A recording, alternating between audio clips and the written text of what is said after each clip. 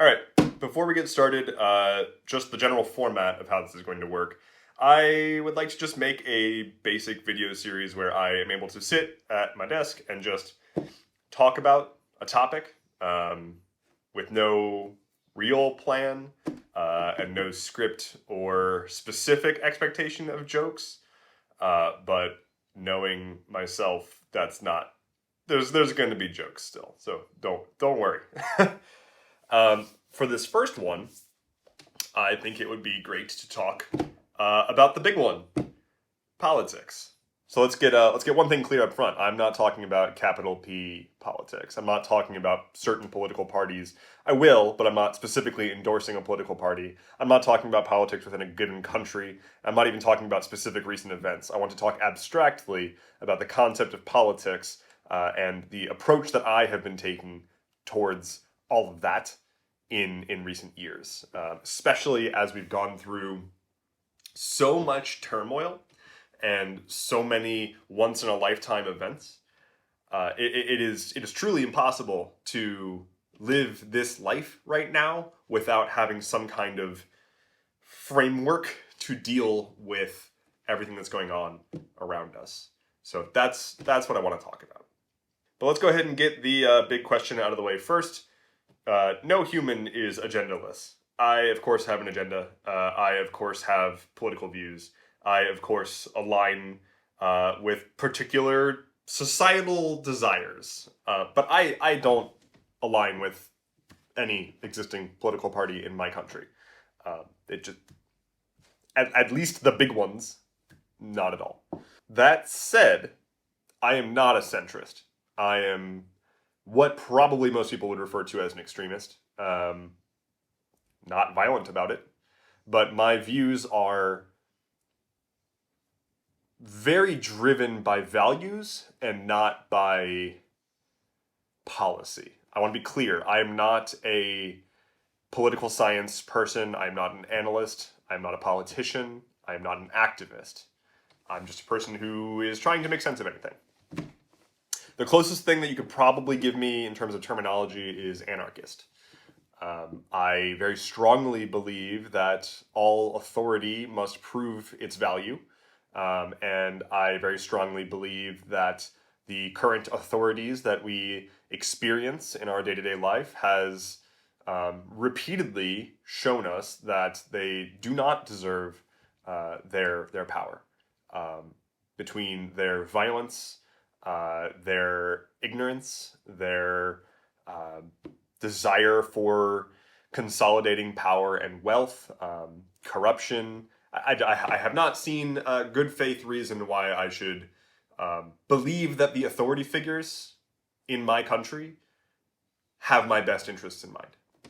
I think a great and healthy way to approach politics, at least in America, I cannot speak for other countries, is to view both of the major political parties as criminal organizations. It contextualizes their actions very well in my mind, and I believe that they are very self-serving entities. Their goal is to take and retain power by any means necessary. Their goal is not to make your life better. Their goal is to seize power. But to be clear, of the two major political parties in my country, I believe one of them to be fascistic and one of them to be tepid and centrist. I don't agree with either. However, I will always consistently vote with harm reduction in mind, because while neither party will align with my beliefs, one of those parties will at least not actively walk away from my values. So that's all out of the way. I'm now going to say something that will summarize basically this entire video. So here you go. Hold your values strongly. Hold your opinions weakly. Scrutinize your assumptions. Those three things have been critical for me to navigate how I feel about increasingly egregious situations. I know where I stand in terms of values. In my heart, I know what I believe. I know who I think is valid. I know the direction that I want the world to move. I know what I want to optimize for, and I know what seems wrong in my eyes. I can hold those values strongly, and I will not waver on those. It took me a long time to get to where I am with these values, and I'm very certain of them. I have never felt more confident in who I am. Opinions derive from values and external information. Opinions should be able to change. They are not directly related to your values. They are influenced by your values. Your values, combined with the current situation in the world, should influence your opinion. Opinions should change. And they should change relatively frequently. If your opinions aren't changing, you're doing something wrong. You're not growing. It's not weakness, it's strength. I have recently reevaluated virtually every opinion that I hold. I feel a whole lot better for it. I am not holding on to obnoxious old ways that I used to just hold on to for no reason. And I feel a lot better about who I am as a person. I think I'm a much more agreeable person as well, I hope. And finally, scrutinizing your assumptions. You probably have made a lot of snap judgments about things that you've just held on to for years. You probably are holding on to views of things that you grew up with that you've just never questioned. And I'm not saying that you're ignorant. I am the exact same way.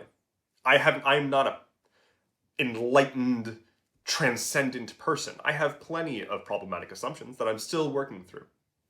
Everyone has these. And it's important to ask yourself, why do you even think that? What led you to have this assumption? And why shouldn't you let it go? Your assumptions influence your opinions. Your values influence your opinions. You can change your assumptions. You can challenge your assumptions. You should strongly hold your values, still question them, but be certain about them. And then your opinion in the middle can be malleable. And once you do all that, you'll start to separate out your opinions from who you are. Because your opinions do not define who you are.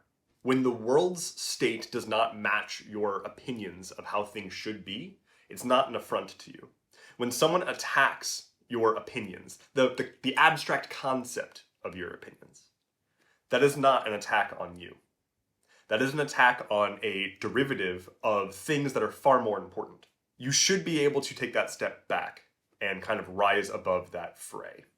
And if you can do that, you can participate much more objectively in the whole politics world. Now, that doesn't mean that you can then jump back in and start arguing with Democrats and Republicans. That's not going to help anything. That's not politics. That's theater. They're not doing anything useful when they're going on Twitter and taking pot shots at each other about topics that do not matter. What does matter is helping people and working towards crafting a fundamentally different world that we're probably not going to see in our lifetime. But we can at least put our influence out there and help to nudge the course a little bit such that eventually the world will be walking in the right direction. And it's a long, slow, obnoxious process that almost certainly will fail half the time. But if it doesn't fail, and we do make an impact, and we do have influence, that's incredible. We're just people in this world that doesn't really care whether we exist or not. And if we can help improve the living experience of the billions of people that we share this planet with, like, dope. Very cool. I don't want to convince you to hold the same opinions that I do. I don't want to prove anything to you. I don't want to show you any fact sheets. I don't want to have a whole slew of references for you to cross-check anything I'm saying. That's not who I am. That's not what I'm setting out to do. And there are plenty of people of all sorts of varieties who are already doing that. That's not where I'm coming from here. I'm coming from a place of lived experience and just personal introspection. This is what has worked for me. I think it could work for you too. Or at least part of it could work for you. And I would love if it did. But I don't think that the right way to go about influencing people's thoughts is to confront them with your facts and to confront them with charts and graphs and papers and citations and blog posts and whatever. I can't think of a single time ever where I've shown someone irrefutable evidence towards the contrary of what they're saying, and they've been like, oh yeah, you're right. I'm not sure it even happens. If it does, neat. That's a good person. But instead, I'm trying to go one level, I would say deeper, but I guess actually it's more of a step back. I'm trying to go at the thought process level, how we actually even approach thinking about this. And I'm not a philosopher. I don't philosophize. But with my very limited understanding of reality, which is minute, but I think if we can focus on improving the health of our thought patterns, we can improve the health of our discussions, and we can improve the health of our discourse and engagement. It all spirals out from there. So I think that's all I really want to say right now. Like I said, I'm not trying to convince you of any particular political ideology. I do not align with any political party in my country. I am also not a centrist. I believe centrism to be basically an abdication of giving a shit. I think it's really important to ask yourself what you really, really want. And if you identify as a centrist, especially in this country, what you want is the average of what everyone else wants. No. And if you're in between the two parties, one, I would question what that even means, because the two parties in this country barely have a platform as it stands. So if you are somewhere in the middle, what is that? What do you like? Literally, what do you want? But I also think it's just kind of a waste, right? Like, you don't need to have a viewpoint of how the world should be that is realistic. It is perfectly reasonable for you to say, I want the world to be this specific way. And this specific way is unrealistic and will likely never happen in my lifetime, the next, or the next. But it's my North Star. It's my ideal. And it's how I want to see the world function. And I'm going to put that energy out into the world and maybe even vote to just either do harm reduction or slightly nudge us in that direction. Maybe you think we should all cosplay as rainbow unicorns, and that should be the way that is mandated for everyone to live. Who am I to tell you you're wrong? It's not my preferred world, but I'm sure somebody out there wants that. Now, I wouldn't go around shoving horns onto people's heads with super glue, but maybe start going up to people and being like, hey, don't you think unicorns are great? Take that step back. Think about what you really want. Think about where you want to be walking right now. And start charting that path. Don't settle for agreement between two effectively criminal organizations that do not have your best interest in mind. And I know I'm talking very US-centric here, but a lot of this can go for any place that has strongly conflicting political ideologies, which is the planet. But I think if we all just thought a little harder about how we're thinking, we'd be in a much better position. And that is what I wanted to say about politics today. I might expand on this later. I might not. But thanks for hanging out. Thanks for listening to me. I hope it wasn't too rambly. And that's all I got. Bye!